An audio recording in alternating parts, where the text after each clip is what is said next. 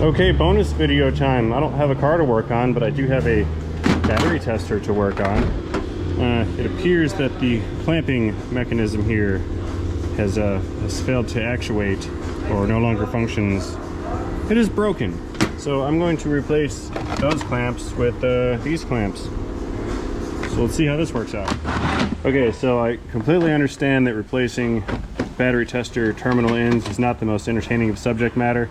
So I think I can come up with a couple ways to spice this thing up. First way, number one, is going to come straight out of the A playbook for unboxing things. So let's see how this works out. You guys are either going to hate it or you're going to love it.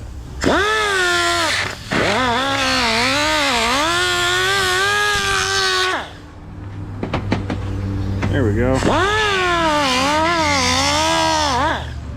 Hey, no destruction. That was fun. Okay, so let's see how these things operate here. It looks like the wire just kind of pinches in there and gets clipped on. I think I can improve upon this. I'm not so certain that this is it's really the best way to mount these things. And the old ones, they appear to be mounted on with this rivet right here. I don't have a rivet gun handy, so I will think of something else. Maybe I can weld it. I guess first things first, I have to lose the old one. Goodbye. Ah, perfect opportunity to showcase my new wire stripping pliers. A viewer sent me these guys.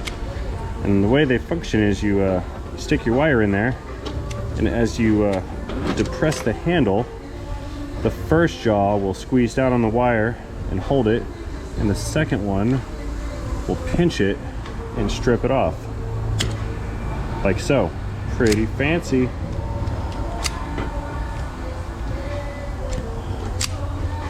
Let's do a little bit more. Here we go. Oh, I like these things. These are nice. Look, get a bite. Get on there. There we go. Now, I have found that this particular power cord has always been a little bit too short, and I appear to be shortening it even further. So I'm actually going to add an extension to it by use of this power cord that came off of a charger that I no longer use. So I'm going to add like 2 more feet of cable to this and make a super battery tester. We'll start there. Utilizing the same procedure with the strippers, I stripped off the insulation on the end of one of these new leads that I'm going to install. We'll throw some heat shrink on there for later. Okay, so I've decided to solder these together, but I'm also going to connect these wires with a mechanical connection because this tool gets used all day, every day, and it suffers a fair amount of abuse. So I'm going to do a solder connection and a mechanical connection just to ensure longevity. And I'll do that simply by hooking these guys and then giving them a twist. Then I can apply the solder to them. Like so. Oh, and check it out. I get to showcase another gift that a viewer got me. And that is this wire holding device designed specifically for soldering wires. So another thank you goes out for this one. That's nice, look at that. It even holds some good tension on it. All right, so the whole time that I've been babbling and talking to you guys, the soldering iron's been heating up. There we go. Let's go ahead and get some on the tip for heat transfer. Okay, a little bit on the tip for heat transfer. We'll hold, let the wire heat up, and then we'll feed the solder into the joint, and that will make a secure and permanent connection. There we go. Need more heat, a little bit longer. Okay, flow baby flow.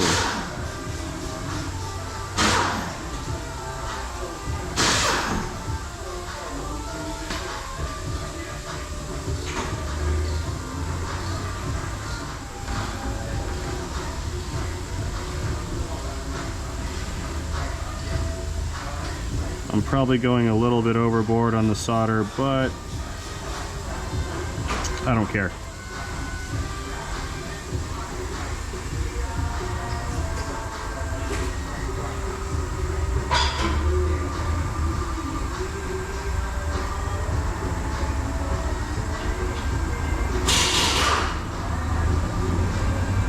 And let it cool.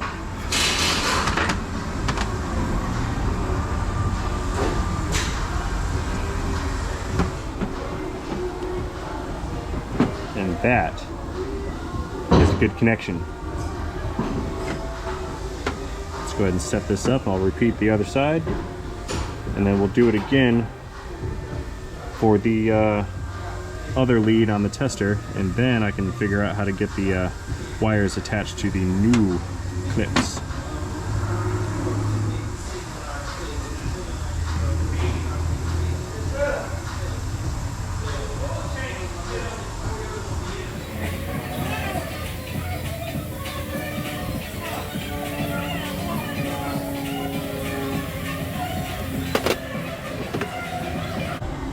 Ooh, hot. It was hot on my fingies. This one's not flowing that well, probably due to my lack of flux.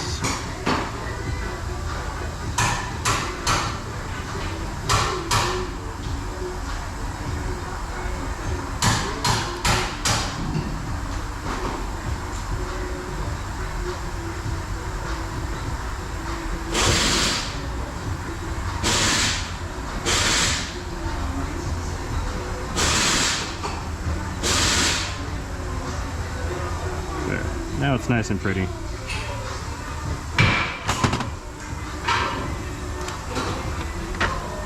Good enough for me.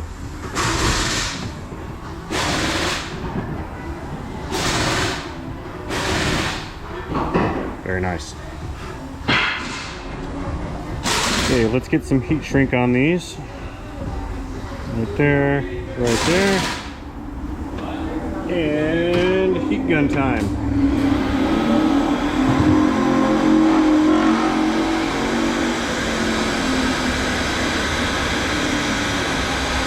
Begin shrinking now.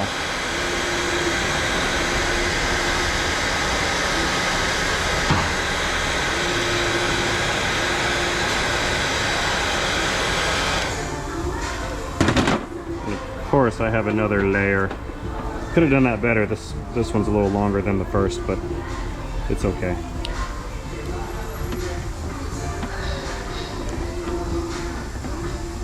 There.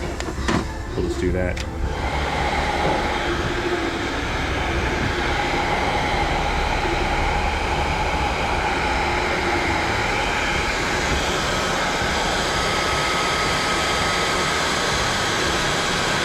Okay, one down, 3 to go. I'll do the next wire connection in super high speed, fast motion. That way you guys don't get bored with gravity. That way you guys don't get bored and leave.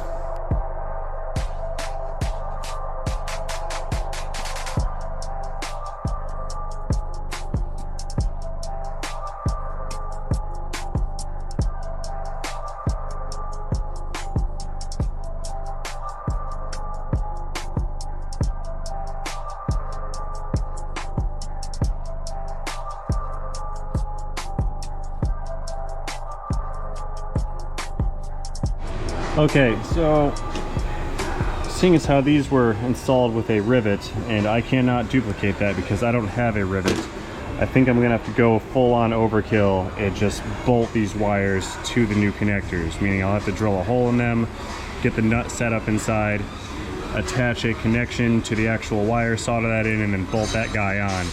And that will secure both ends of these leads to both ends of this connector right here. And you want to have one wire on each side because this area right here does not make the best connection. And when testing batteries, you want to have the best connection. So I'll bolt one wire on this side and then one wire on that side, and of course heat shrink it all back together. Okay, so the way I'm going to do this is I'm going to connect one of these terminal ends to each lead of the wire, and then bolt that guy onto the little clamps right here, and that will finish off the connection. But I have to drill holes in this thing, so let's do that part first. And I am clearing space for my fingers so if the drill bit slips, I don't stab a hole in myself. Because that would be bad.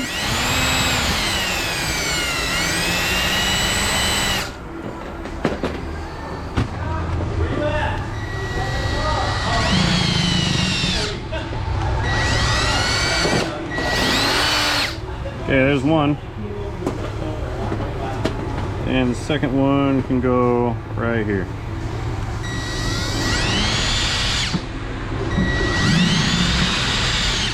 Trying to make sure I keep a good grip on there because I don't want the bit to grip this clamp and then spin it and then have that cut my finger. Ooh, it's getting hot.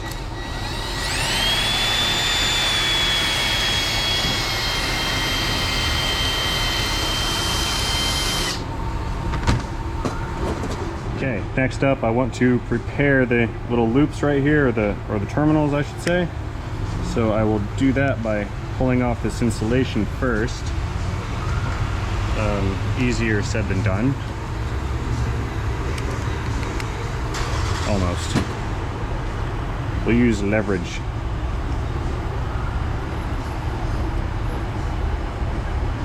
Come on. Don't make a liar out of me. There it goes. Ooh, that's not, I don't think that's big enough. Let's find out.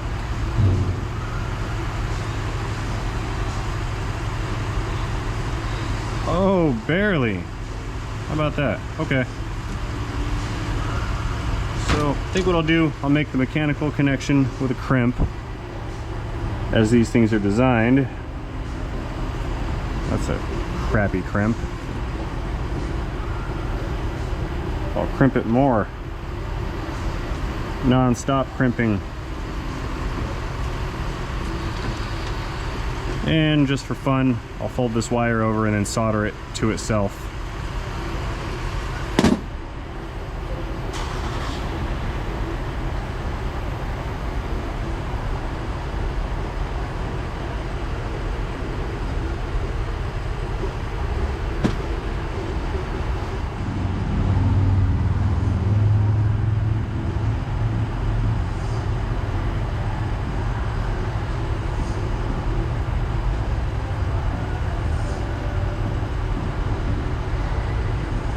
Come on, solder, flow, get in there.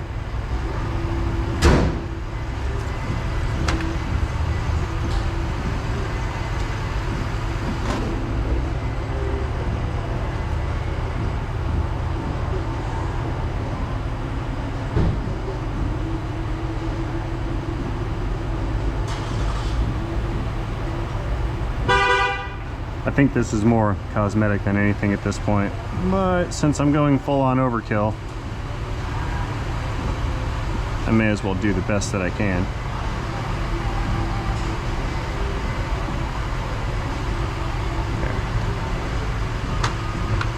Okay. And I'll repeat on the other side.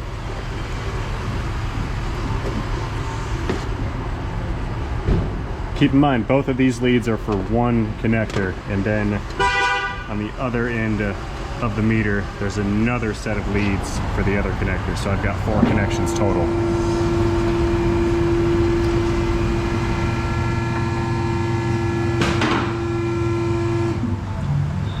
Okay, I realize now that I have 100% screwed up. You see, this wire is supposed to run inside of that little loop right there just to kind of hang on to it, and I can't do that. So I'm just gonna bypass that loop and bolt it on, and then I'll just crimp this guy on right here like it's designed. I wish I'd had the foresight to think of that, but I didn't, and I'm not gonna redo this connection, so it is what it is. That being said, let us proceed. First things first, I want to put the insulation back onto the wires so I don't forget. There we go. And I'll just bolt these guys on. These little fasteners right here. This could be a little tricky because the spring is kind of in the way. Maybe I can use a miniature pry bar to kind of pry that out of the way, or pull it up and out. Yeah, let's try to pull it out. Yeah, that might kind of work. Let's see if I can arrange this. The hard part's going to be doing this and keeping a good view for you guys. You're going to your viewing pleasure will suffer here. Let's see.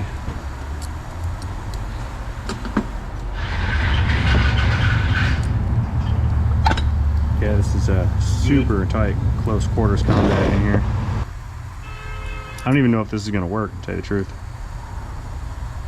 It might not. Could just be wasting a boatload of time. Alright, well, it kind of works. I get a feeling the rest of this is going to be done in high speed also.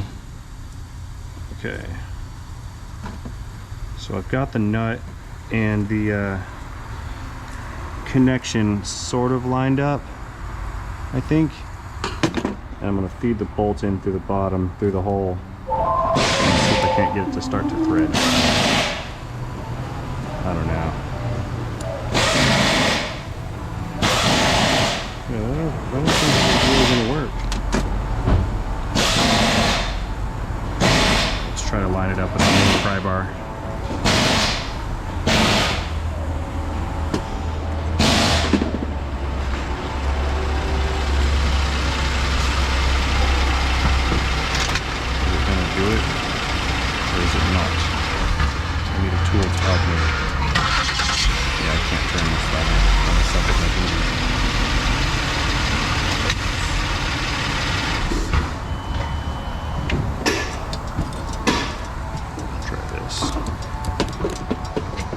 I figure if I just kind of jam it in there, keep twisting it, it'll eventually go in.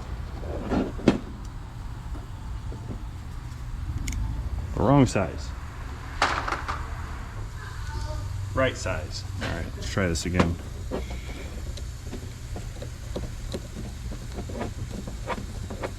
Ooh. Is it working? Oh, it's not. It's going sideways. Schnikes. It's close, but no cigar.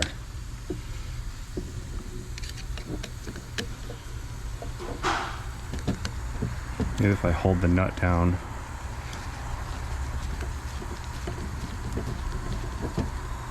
Oh yeah, look at that, it's going. See it right there? Oh, this is sweet. It's gonna work. It's totally gonna work. Click.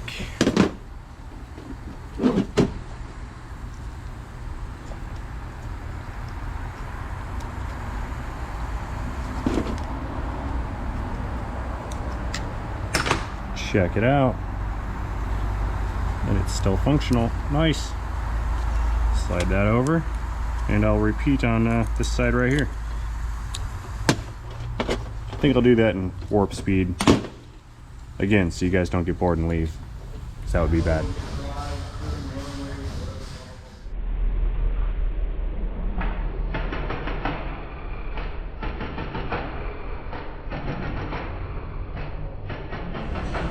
And a click, and that one's on there.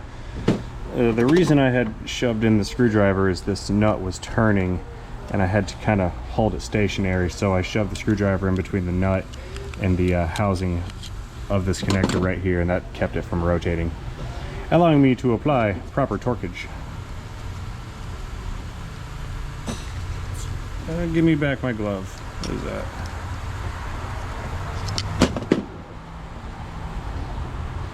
Nice.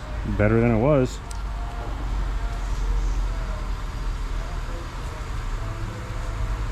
Okay. Okay, one down. one to go. So it looks like I'm gonna do this side the same way. I can't seem to get this wire insulation to fit under this little loop thing right here, so I'm just gonna do it the same way that I did the other side. It worked for that one, it'll work for this one.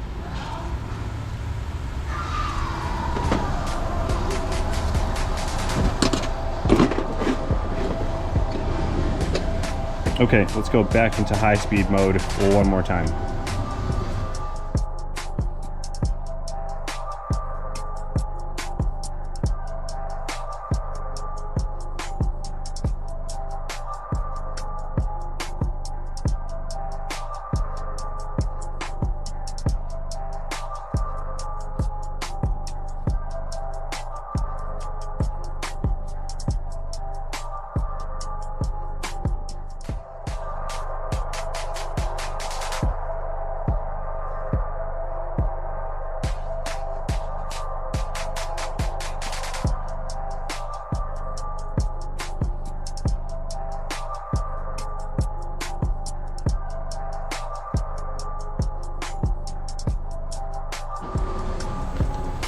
Check it out. That's all 4 connections made. And click.